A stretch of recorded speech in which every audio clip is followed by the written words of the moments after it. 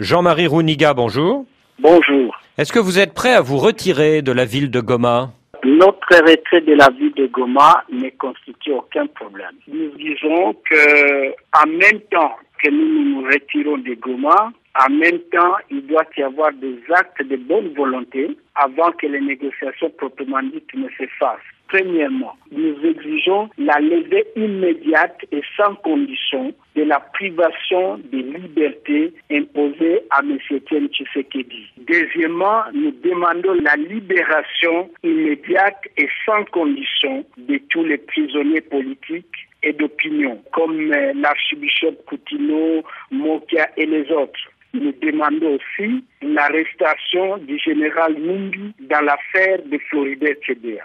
Nous demandons aussi qu'une commission d'enquête indépendante sur la tentative d'assassinat du docteur Denis Mukwege puisse être faite aussi. Nous demandons l'enquête indépendante sur les massacres des adeptes de Bundu dia Congo. Et puis, du fait que les élections ne se sont pas bien passées, il faut la dissolution immédiate de la CENI et la poursuite contre les membres de son bureau pour violation de la loi électorale et de la Constitution. Nous demandons aussi la mise sur pied d'une commission d'enquête indépendante pour identifier les acteurs étatiques dans les réseaux de vente d'armes. Et puis, enfin, nous demandons qu'il y ait cessez-le-feu immédiat et que le calendrier de négociation entre les M23, l'opposition politique, la diaspora, la société civile et le président Kabila puisse se faire le plus tôt.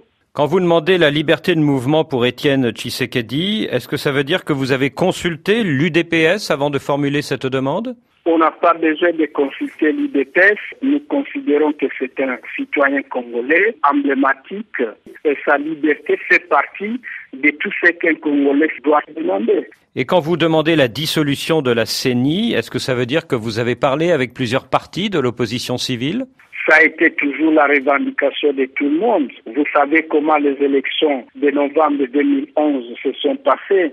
L'Union européenne, le Centre Carter, la CENCO, qui est la conférence épiscopale du Congo, ont reconnu que les élections étaient fraudées et truquées. Est-ce que vous seriez prêt à quitter Goma avant que ces 8 conditions soient remplies ? Je vous dis que j'ai beaucoup de respect envers les chefs d'État de la région et je considère que les sages conseils ne peuvent pas passer en vain et je dis qu'il n'y a aucun problème. Donc vous êtes prêt à quitter Goma dans les jours qui viennent ? L'armée du M23 pourrait se retirer à condition que Kinshasa ne continue pas à faire des menaces contre la population de Goma et ses environs. Parce que si les FARDC, comme le général Olenga l'a dit hier sur votre chaîne, si les FARDC nous attaquent, les forces du M23 se réservent le droit de se défendre et de poursuivre l'ennemi jusqu'à le mettre hors d'état de nuire.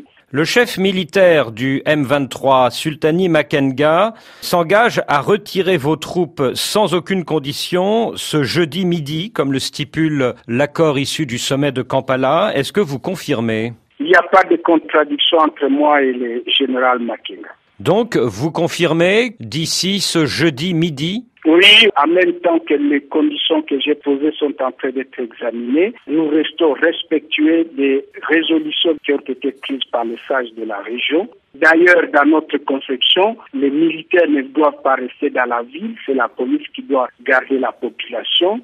Nous ne trouvons aucun problème à se retirer pourvu que les FARDC en coalition avec les FDLR ne viennent pas massacrer la population de la ville de Goma qui nous a accueillis à bras ouverts et avec joie. Alors, nous disons, retrait oui, mais la protection de la population doit être assurée.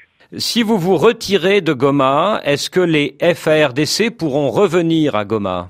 Vous savez que nous avons l'expérience. Nous nous étions retirés à un certain moment de Rutshuru et de Kiwanja. Quelques jours après, les FARDC sont entrés, ils ont tué les gens. Autrement dit, si vous vous retirez de la ville de Goma, vous souhaitez que les FARDC ne reviennent pas ? Parfaitement. Et dans cette hypothèse, qui administrera la ville de Goma ? Selon la résolution de la CIRGL, et sera administré politiquement et administrativement par le M23, militairement, nos troupes vont se retirer. Et il y aura la partie de l'aéroport où il y aura quelques forces de la MONUSCO, des FARDC et du M23 comme prévu dans la résolution. Est-ce que ça veut dire que vous resterez aux alentours de la ville de Goma ? C'est pas moi qui l'ai dit, c'est la résolution qui dit que nous devons retirer nos troupes à 20 km de la ville de Goma. Jean-Marie Rouniga, merci. Vous écoutez Zapping Info Congolaise. Ce que vous devez savoir est que le M23 a été toujours, dès le début, partisan du dialogue. Nous voulons que la paix soit dans notre pays. Si le chef d'État de la région considère que le retrait des militaires du M23 dans la ville de Goma peut contribuer à la paix, tant mieux. Mais nous allons le faire parce que notre priorité. Le M23 aura-t-il quitté la ville de Goma d'ici vendredi ? Les militaires, oui, nous aurons accompli notre devoir et on va voir ce que le gouvernement va faire de son côté. Parce que la résolution, non seulement elle demande aux militaires du M23 de se retirer de la ville jusqu'à 20 km, mais on a demandé aussi à Kinshasa de pouvoir nous écouter, de pouvoir apporter des solutions aux problèmes qui ont été posés. L'M23 se réserve le droit de pouvoir se défendre. Alors pour que nos auditeurs comprennent bien, que demandez-vous concernant l'armée congolaise et les groupes rebelles dans l'Est ?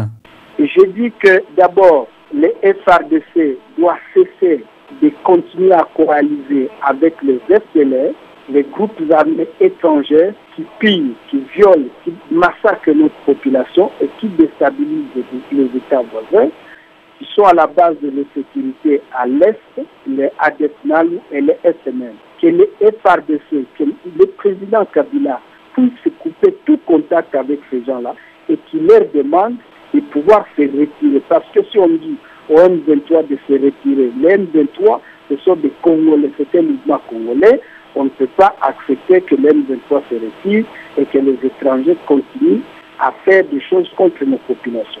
De deux, si nous nous retirons, on doit être sûr que les FARDC ne vont plus revenir pour tuer la population de Goma. Nous devons avoir des assurances parce que nous l'avions fait à Rutshuru et à Kiwanja il y a quelques mois. Les FARDC et les FDLR sont entrés, ils ont tué, ils ont pillé et ils ont violé. Donc, il faut nous rassurer que la population de la ville de Goma sera toujours sécurisée. Et demain, je vais poser la question à notre population parce que je vais avoir un meeting populaire. Le M23 va-t-il aussi se retirer de Saké et du Massissi ? On a dit 20 km au nord. 20 km au nord, si c'est 20 km, ça n'arrive pas à Saké. Parce que Saké, c'est 27 km. Nous allons nous retirer à 20 km au nord. Êtes-vous sur la même longueur d'onde que le général Makenga ? Oui, il n'y a pas de contradiction entre moi et le général Makenga. Nous parlons le même langage. Mais lui parle comme militaire, moi je parle comme journaliste de faits politiques. Et je dois anticiper les événements. C'est ce que je fais maintenant. Concernant les accords de mars 2009, s'ils sont renégociés, les éléments du M23 accepteront-ils le brassage, c'est-à-dire le redéploiement dans d'autres parties de la RDC que l'Est du pays ? Écoutez-moi bien, si nous avions dit que ces accords-là soient réévalués, mais aussi que les questions ayant trait à la gouvernance soient traitées, que les questions ayant trait au social du Congolais soient traitées, les questions ayant trait à l'insécurité à l'est de la RDC et les questions ayant trait au respect des droits humains, puisque ces questions sont traitées avec les accords du 23 mars et que les conditions sont favorables, nous ne trouvons pas pourquoi les militaires du M23 ne peuvent pas être déployés dans les autres provinces du Congo. Le temps que ces conditions ne sont pas respectées, vous savez, on risque de vivre les mêmes étapes comme en 2010, où il y a des militaires du CNDP et ex-CNDP qui ont été envoyés à Dungu, dans la province orientale, et 46 militaires ont été tués par d'autres militaires FARDC, et le gouvernement n'a jamais mené aucune enquête sur ça. C'est inacceptable. C'est inacceptable. Moi, je pense que le militaire peut servir les drapeaux sur toute l'étendue de la République, mais il faut éviter qu'il y ait la discrimination au sein de l'armée. Il faut éviter qu'il y ait l'exclusion au sein de l'armée si nous voulons bâtir un état de droit et si nous voulons faire une armée républicaine. Dans le cadre de ces discussions, Bosco Ntaganda devrait-il y prendre part selon vous? Non, Bosco Ntaganda n'est pas du M23.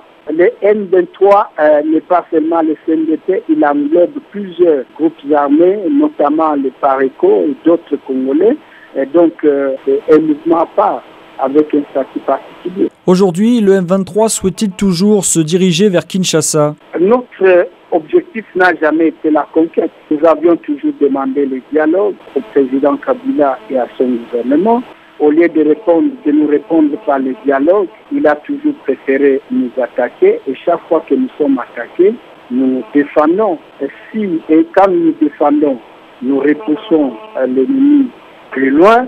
Alors, s'il nous pousse comme il nous a poussé à entrer dans Goma, s'il nous pousse, on ira. Mais si le dialogue se fait immédiatement et qu'on trouve des solutions aux problèmes des Congolais, parce que nous disons que le gouvernement de Kinshasa, Kabila lui-même, avec l'M23, l'opposition politique, la société civile et la diaspora, si nous nous mettons ensemble, nous trouvons des solutions et entrer à toutes les questions que j'ai posées, notamment aussi la démocratie qui est au rabais aujourd'hui et prise en otage. Si ces questions sont résolues, tant mieux, il n'y aura pas de guerre.